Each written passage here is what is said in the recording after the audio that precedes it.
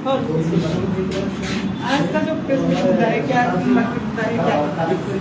तो देखिए, हम लोग आसाम में पिछले 10 सालों से राष्ट्रीय युवा काउंसिल काम कर रही है। एक नेशनल डेलीगेशन राष्ट्रीय युवा काउंसिल का आसाम में आया हुआ है। 2026 का सामने चुनाव है यहाँ पर अगले साल। हम लोगों ने यहाँ पर 2 दिन बैठक की, अपनी प्रदेश कार्यकारिणी की। उसमें तकरीबन हमारे 13 जिलों के सारे पदाधिकारीगण मौजूद थे उसमें।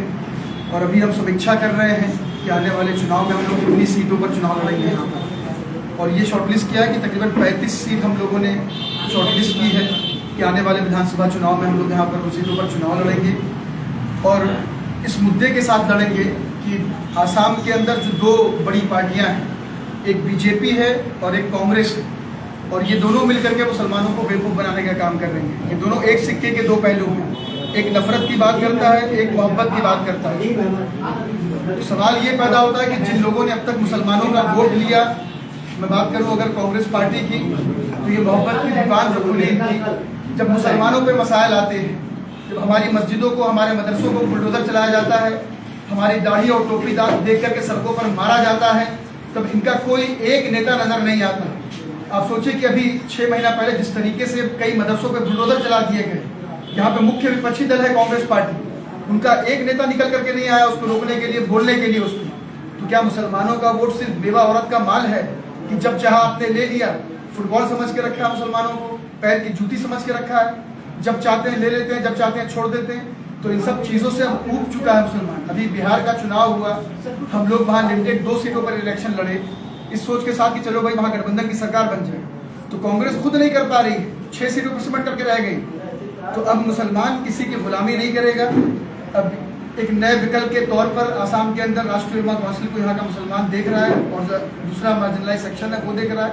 और हमें उम्मीद है कि आने वाले चुनाव में हम एक बेहतर यहाँ पर विकल्प के तौर पर उभरेंगे और एक नया राजनीतिक बदलाव हम आसाम के अंदर लाएंगे। क्योंकि आप देखिए, ये जो मौजूदा मुख्यमंत्री यहाँ पर हेमंत बिस्वा शर्मा, वो कांग्रेस पार्टी से ही निकल कर किया है।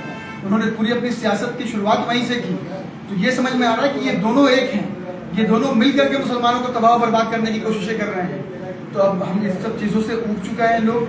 राष्ट्रीय उलमा काउंसिल और हमारे कौमी सदर मौलाना आमिर रशादी मदनी साहब ने पिछले 10 सालों से यहाँ पर हमने काम किया है। जब बाढ़ यहाँ पर ग्रस्त हुआ, बाढ़ें आई यहाँ पर, हमारे प्रदेश अध्यक्ष मौलाना वैस साहब ने रिलीफ का काम किया। जब बुलडोजर चला करके यहाँ पर लोगों को जेल में डाला गया, हमने यहाँ पर कानूनी तौर पर लड़ाइयाँ लड़ी लोगों की। तमाम मुद्दों पे हमने काम किया है और हम इस नारे के साथ आवाम के बीच में जाएंगे कि हम अपनी लीडरशिप को खड़ी करेंगे, किसी की गुलामी नहीं करेंगे। कितना सीटों पे आप लोग? अभी हमने शॉर्टलिस्ट किया है 35 सीटों को। वो लिस्टें हमारी जाएंगी नेशनल बॉडी के पास, उस पर हम विचार विमर्श करेंगे और लिमिटेड सीटों पर हम इलेक्शन लड़ेंगे कि जिन पर हम मजबूती से दावेदारी पेश कर सकें और सीटों को निकाल सकें। आप लोगों का एजेंडा क्या होगा? क्या मुद्दा लेके जाएंगे? वो मुद्दा मैंने बताया आपको, जिस तरीके से यहाँ पे जुल्म और ज्यादती हो रही है मुसलमानों के ऊपर पूरे आसाम के अंदर, तो वो लोग जिनको हमने वोट दिया है वो हमारे मसाइल पर हमारा साथ नहीं दे रहे हैं।